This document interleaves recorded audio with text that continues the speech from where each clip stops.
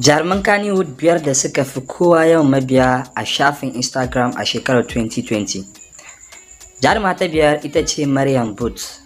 Jarumar wacce a baya-bayan nan bidiyon tsaraicin ta ya ringa yawo a kafafen sada zumunta. Duba da irin cin mutuncin da aka yi mata yasa wasu waɗanda ma ba santa suke ba kuma ba binta suke ba a shafin suka koma suna binta.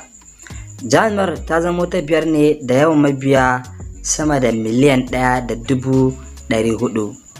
Hakan kuma ya bata daman kerewa babban jarumi a Kannywood mai suna Adam A. Zango, duk da kasancewar shi babban jarumi kuma mawaki. Jaruma ta hudu ita ce Nafisa Abdullahi. Duk da cewa jarumar ta daɗe bata nuna fuskarta a fina-finan Kannywood ba, amma jarumar ta yi ƙoƙari wurin riƙe mabiyanta, kai har ma da ƙarin wasu mabiyan, a inda yanzu take da mabiya sama da miliyan 1.500. Jarumi na uku shine babban jarumi, babban darakta, kai yan farko ma a masana'antar Kannywood, jarumi Ali Nuhu. Jarumin wanda ya kasance ana masa lakabi da sarkin Kannywood, kuma jarumi wanda ya fi kowane jarumi yawan fina-finai a Kannywood. Ya zo na uku ne a masu yawan mabiya a shafin Instagram, a inda yake da mabiya sama da miliyan 1.700. Jaruma ta biyu ita ce Hadiza Gabon.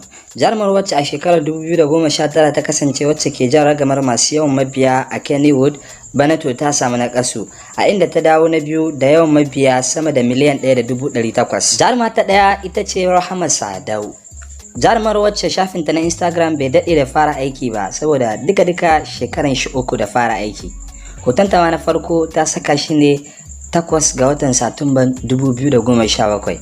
Amma jarumar ta kasance a yanzu ita ce jarumar da ta fi kowane jarumi a Kannywood yawan mabiya a shafin Instagram. Duk da yawan sabanin da aka yi ta samu da jarumar a Kannywood a shekara biyun da ta gabata, domin ko har ma an taɓa koranta a Kannywood din. Maimakon hakan ya sa ta samu naƙasu a wurin mabiya, ita nata lamarin ba haka ya kasance ba. Domin kuwa yanzu jarumar na da mabiya a shafinta na Instagram har sama da miliyan 2.100.